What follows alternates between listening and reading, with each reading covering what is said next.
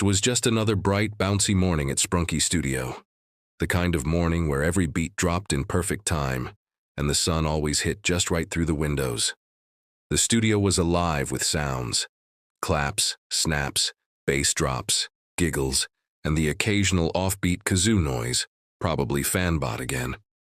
The middle of the chaos, as usual, was Oren, orange, round, and endlessly energetic. His golden headphones bobbed up and down as he bounced between loop pads and mixing tables, adding random silly samples to everything. He remixed a cat sneeze into a drum line and laughed so hard he fell backward into a beanbag. "You, who added fart bass to my love beat?" yelled Beatron from across the room. Oren held up both hands, grinning like he'd just won a Grammy. Guilty, but admit it, it slaps. Suddenly, the energy shifted. The door creaked open, and in walked Pinky. She didn't say a word. She never needed to. She floated across the room with that soft kind of confidence. The kind that didn't scream for attention, but somehow made everyone stop what they were doing for a half-second too long. Pinky was wearing her usual soft pink shade with her signature purple bow. In her arms, a sketchbook filled with origami hearts and weirdly specific doodles of microphones with bunny ears. Oren blinked, hard. He felt something in his chest do a little glitch pop. "Whoa," he mumbled under his breath. "Whoa, what?" asked Fanbot, popping up beside him. "Nothing, air glitch." But the truth was, Pinky wasn't usually in the main studio. She mostly stayed in the art room or the garden area, folding paper, minding her own business, living in a world of ink and sparkle pens. The fact that she was here, in his audio zone, made Oren weirdly aware of how messy his corner was, and that he might have jelly on his hoodie. As Pinky sat at the far end of the studio, quietly sketching something with an oversized glitter pen, Oren kept stealing glances, each time pretending he was adjusting his synth board or scratching his ear. "Hey, Oren," said Beatron, waving a beat pad in front of his face. "You're short-circuiting or something? Earth to orange head." "I'm fine," Oren snapped, a little too loud, then softly just recalibrating. But the truth was buzzing behind his eyes. There was a new energy in the air today, one that couldn't be mixed, recorded, or looped, one that had pink bunny ears and a smile that made your heart miss a beat. For the next few days, Oren tried to play it cool. Keyword tried. Whenever Pinky walked into the room, he'd suddenly find something to fix. His beat pad, his hoodie strings, a scratch that didn't exist on his elbow. Anything to avoid looking directly at her for more than 1.3 seconds. But Pinky, she didn't seem fazed. She'd hum to herself while sketching, fold paper hearts absent-mindedly during group meetings, leave random little bunny ear stickers on the backs of chairs and tabletops, like quiet reminders that she had been there, soft and subtle like her. One afternoon, chaos struck, as it always did in Sprunki Studio. Fanbot, in one of his let's break physics today moods, rigged a contraption that accidentally launched a bucket of glitter confetti into the air, right when Pinky walked by. The blast hit her head on. Pink shimmer rained down like magic. Everyone froze, except Oren, who tripped over his own feet trying to catch the bucket midair and landed right at her shoes. "Oh no," he gasped, looking up. Are you, that was, Pinky blinked, then giggled. She reached down, picked up a small paper heart from the floor, it must have fallen out of her notebook, and stuck it to his forehead. "There," she said, "fixed." Oren might have just melted into a puddle of orange goo. Later that day, while cleaning up confetti from the studio floor, he found another paper heart on the carpet. This one was different, more carefully folded, with tiny doodles around the edges. Inside, written in a swirly pink pen, "To the one who makes my heart skip beats, literally." Oren froze. His heart dropped to his knees, then flew back into his chest and started doing a drum solo. Was that for him? Had she noticed his glitchy beat whenever she walked by? He didn't sleep that night. He just lay in bed with the paper heart over his face, wondering how many beats it would take to gather the courage to ask. The next morning, he walked into the kitchen area and boom, ran right into Pinky. Literally, their heads bumped, a water bottle fell, and they both scrambled to pick it up. She handed it to him with her usual quiet smile. He stared at her. She stared back. Silence. Then, "Cool bottle," he blurted. "Thanks," she replied softly. "Cool, headphones. Yeah, they help me focus on beats and stuff." Stuff. Important stuff, like notes, frequencies, origami. She raised an eyebrow. Origami? Oren immediately facepalmed. Forget it. I have to go calibrate my brain. He practically sprinted out of the room, leaving his muffin on the table and his dignity on the floor. From across the studio, Fanbot peeked over his monitor. Bro's got it bad, he whispered to Beatron. Beatron sipped his smoothie. He's not even trying to hide it. I say 2 days till public confession. Max. $10 says he sings it instead. Deal. Back in the beat booth, Oren stood alone, holding the paper heart in one hand and clutching his headphones in the other. This is getting ridiculous, he muttered. He looked toward Pinky's desk, empty now, and whispered to himself, Okay, Oren, time to remix your heart. That evening, Oren stayed behind after everyone else had left the studio. The lights were low. The synths hummed softly, and the only sound was his steady tapping on the beat pad, slow at first, then growing bolder, like his courage was sinking with the tempo. He wasn't making a remix for fun this time. This was something different. He layered a soft melody first, light like Pinky's giggle. Then a kick drum, steady and awkward, kind of like his heartbeat around her. Then a sample of paper folding. He'd secretly recorded it earlier while she was making origami. Finally, he added his own voice. If you're hearing this, you've probably already figured it out. Yeah, it's about you. And yeah, you kinda stole my heart. He winced at the last line but left it in anyway. He saved the mix under the title, Heart.exe.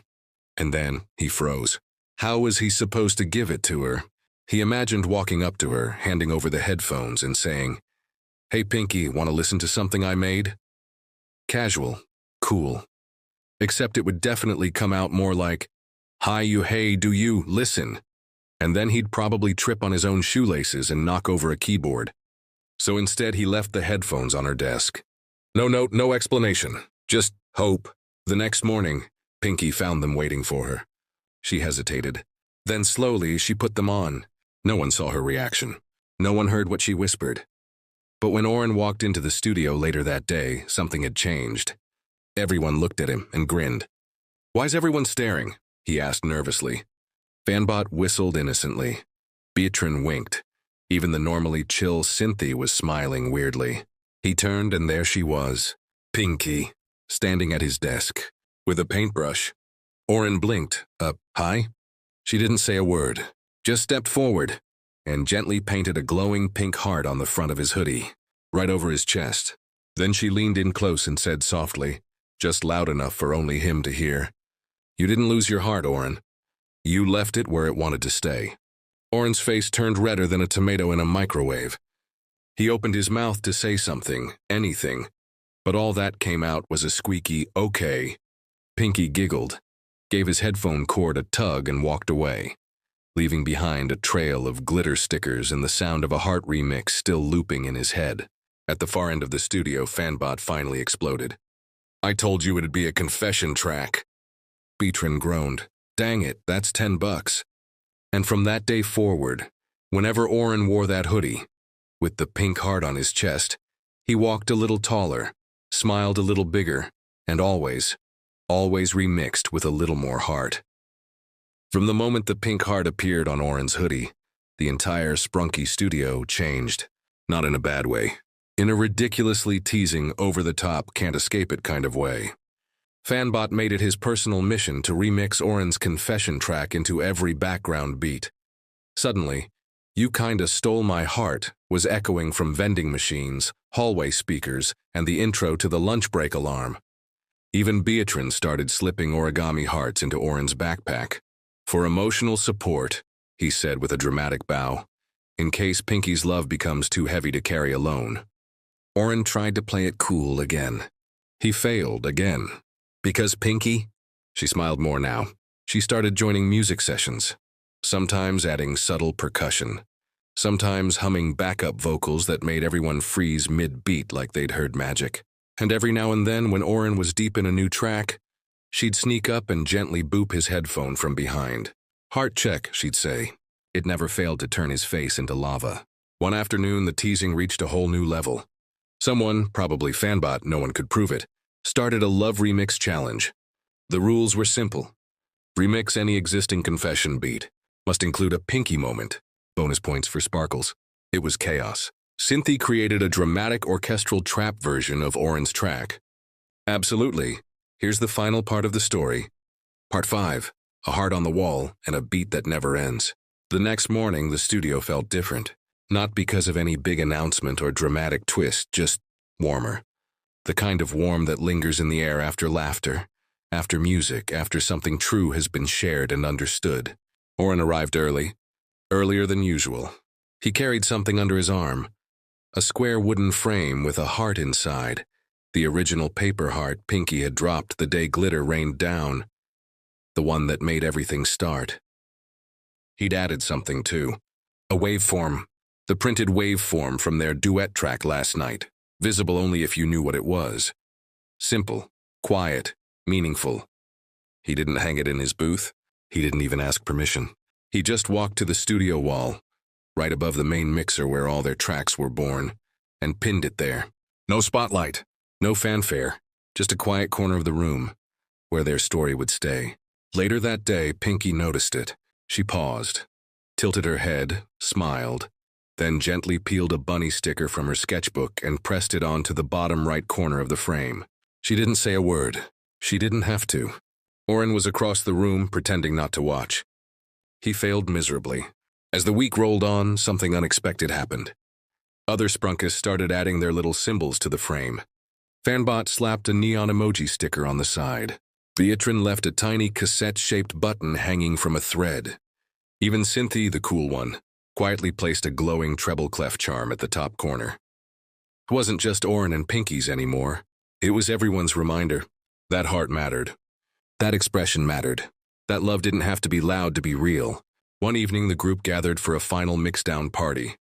Oren and Pinky sat side by side at the console, headphones sharing one jack, bodies swaying ever so slightly to the same rhythm. Finbot leaned in, whispering to the others, "They haven't even kissed yet. What kind of slow-burn anime is this?" "Shh," Beatrin grinned. "Let 'em vibe." The lights dimmed. The room pulsed softly with their newest track. No lyrics, just harmony.